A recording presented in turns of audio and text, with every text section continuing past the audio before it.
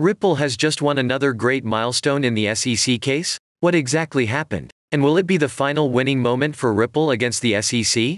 Stay tuned till the end of the video to find out. But first, we are giving away $500 at the end of the month to one random subscriber to start on their XRP journey. All you need to do is to like the video, subscribe and comment your thoughts on XRP in the comment section. Welcome back XRP Army. Things actually weren't looking great for Ripple. Judge Sarah Netburn denied John Deaton's motion and ordered the Securities and Exchange Commission to extend the expert discovery deadline to January 14, 2022. While the court recognizes that both parties have dedicated substantial resources to prosecute this case, given the pending motions to dismiss and strike, and the previous adjournment of any deadline to file a motion for summary judgment, the additional time sought by the SEC will not affect the schedule to resolve this case. Rather, the additional time sought by the SEC will allow both sides to complete the outstanding fact discovery and properly prepare for expert depositions, Judge Netburn stated.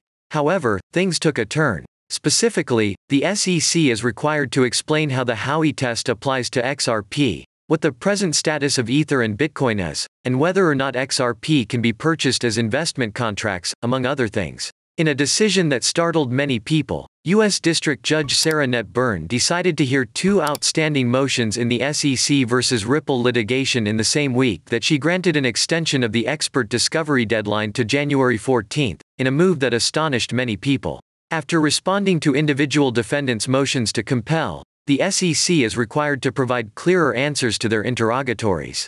The order also states that the SEC's protective order, which relieves it of the responsibility to respond to 29,947 individual requests for admission, must be followed by the SEC. Because the discovery sought overlaps in certain respects, these applications are resolved together. In the end, Judge Netburn found that both motions are granted in part and denied in part. The judge also directed the SEC to respond to around 30,000 requests for admission, which included requests to verify the legitimacy or authenticity of a document, requests relating to the fair notice argument, and requests relating to Ripple's extraterritorial defense, among other things. Protestations from defendants asserting that the volume of requests is acceptable and will narrow the topics for trial were dismissed as theater. Despite the defendants' protestations that this volume of requests is reasonable and will narrow the issues for trial, it is hard to view this stunt as anything more than theater. The SEC's legal theory is not a justification for failing to offer a response to the defendant's factual question,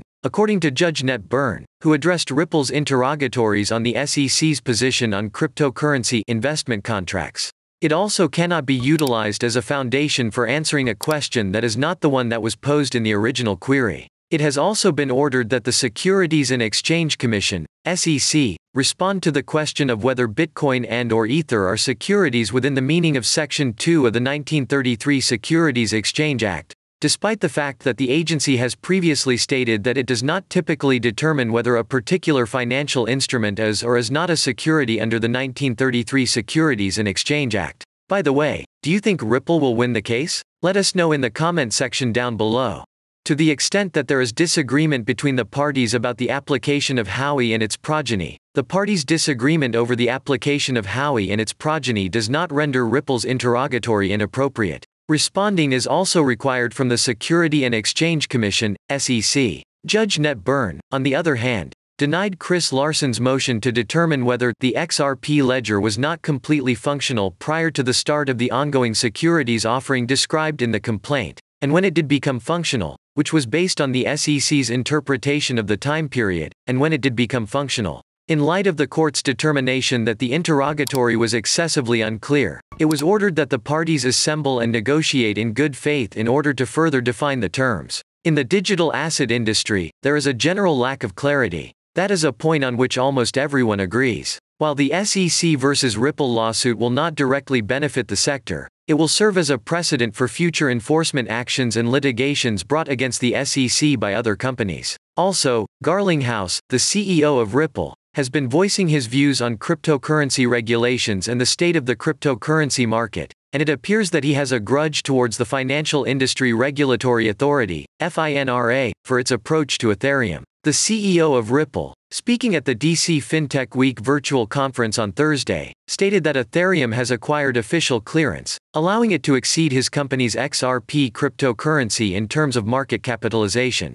The Securities and Exchange Commission of the United States has been pursuing Ripple over allegations that its cryptocurrency, Ripple, XRP, is an unregistered security, which the firm vigorously disputes. A Freedom of Information Act request was submitted by Ripple with the Securities and Exchange Commission in January. The company wanted to know why the SEC did not consider Ethereum to be a financial security. An order to depose a former SEC officer who had previously asserted that Ethereum was not a security was granted in July, some 6 months after the business filed its initial request. Garlinghouse is unambiguously of the opinion that his company has been unfairly handled and that Ethereum's subsequent success is at least in part due to the SEC's more permissive regulation of cryptocurrencies. In addition to stating that it has an impact on the market, he went on to say, within the last few years, XRP was the second most valuable digital asset. As it became clear the SEC had given a hall pass to ETH obviously has kind of exploded and that clarity has helped. As an example, Garlinghouse cited recent proceedings against his own company and Coinbase as evidence of the Securities and Exchange Commission's,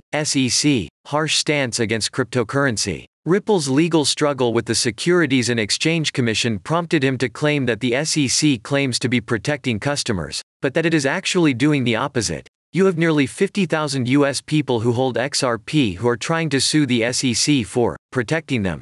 Do you agree with him? If yes, then make sure to like this video. Moreover, lawmakers condemn the SEC's dismissive approach toward cryptocurrencies, notably XRP.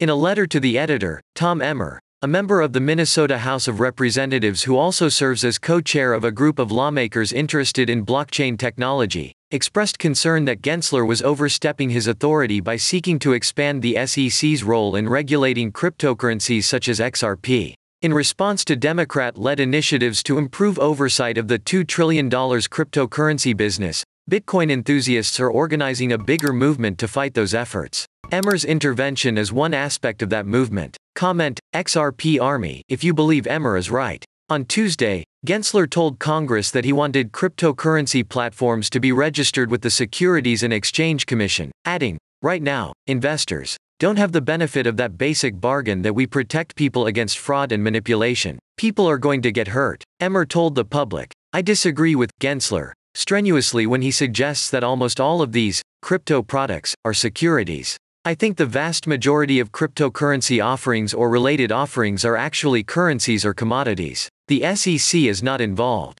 He is also opposed to the SEC's anti-crypto policies in general, and he is particularly opposed to the fact that they have harmed Ripple and XRP to such a significant degree. What do you think about the latest Ripple versus SEC news?